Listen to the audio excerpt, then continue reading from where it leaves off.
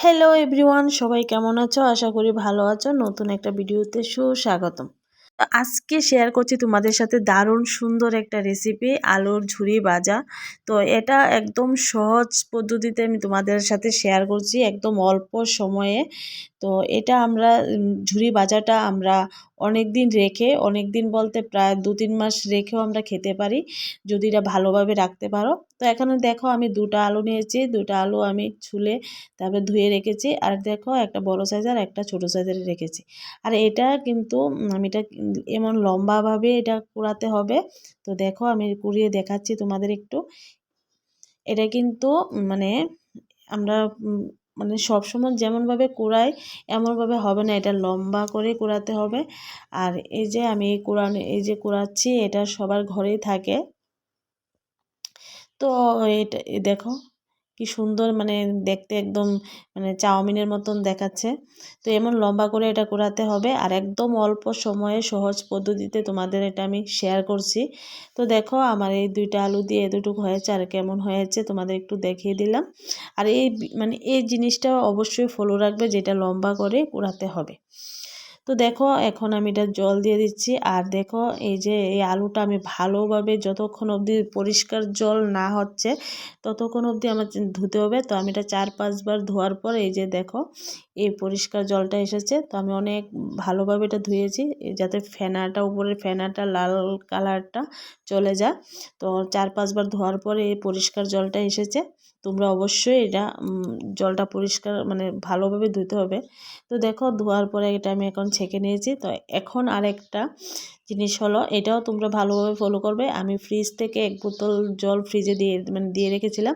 Fridge থেকে 1 বোতল জল দিয়ে আমি এটা ভালোভাবে মানে আলুগুলো যাতে একদম জলের নিচে যায় এমনভাবে এটা আমি 10 মিনিটের জন্য রেখে দেব এই ঠান্ডা জলটা দিয়ে।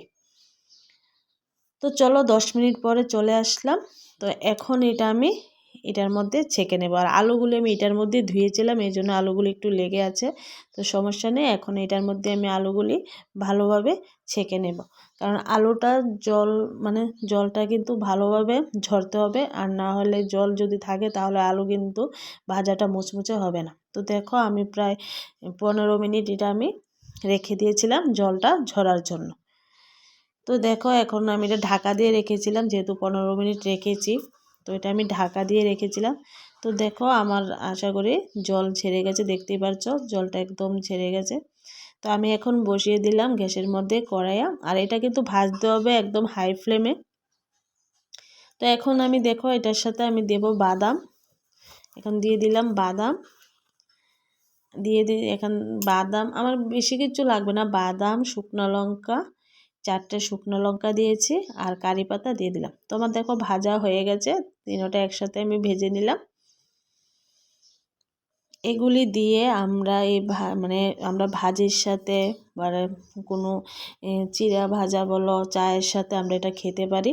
আর এটা আমরা অনেক দিন রেখে খেতে পারি। এটা যদি ভালোভাবে একটা জায়গার মধ্যে রেখে ঢাকনা দিয়ে রাখো যাতে বাতাস না ঢোকে, তাহলে এটা আমরা প্রায় 6 মাস রেখেও আমরা খেতে পারবো।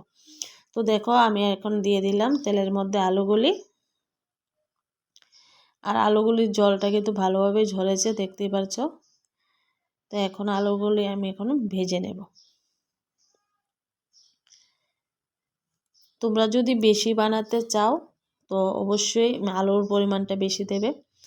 আর আমি দেখতে পাচ্ছ আমি কিন্তু এখানে কোনো লবণ ইউজ করিনি। লবণ মানে একদম লবণ দেওয়া যাবে না, তোমরা ভুলেও লবণ দেবে না, কারণ লবণ দিলে আলুটা কিন্তু মুচমুচে হবে না। আমি কিন্তু আলুটার মধ্যে মানে লবণ ইউজ করিনি। তো দেখো আমার আলু ভাজি হয়ে গেছে, মানে দেখে বুঝতে পারছো যে আলুটা কিন্তু মুচমুচে হয়ে গেছে।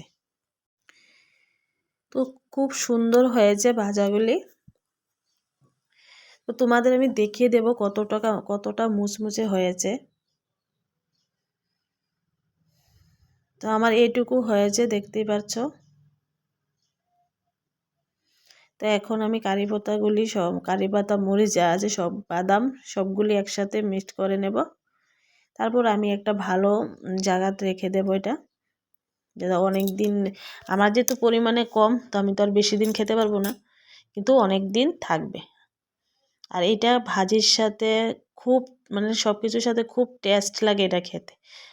তো চলো এই যে দেখো কতটা মুচমুচে হয়েছে, বুঝতেই পারছো শব্দ শুনে আশা করি। একদম ঝরঝরে মুচমুচে হয়েছে। এই যে হাতে একটু ভেঙে দেখিয়ে দিলাম। তো আজকের রেসিপি তোমাদের কাছে কেমন লেগেছে অবশ্যই কমেন্ট করে জানিও। আর আমার চ্যানেলটা প্লিজ সাবস্ক্রাইব করে দিও, আমার পাশে থেকো, আর পাশে থাকা বেল আইকনটি ক্লিক করে দিও। তো আজকের জন্য টাটা, সবাই ভালো থেকো, সুস্থ থেকো।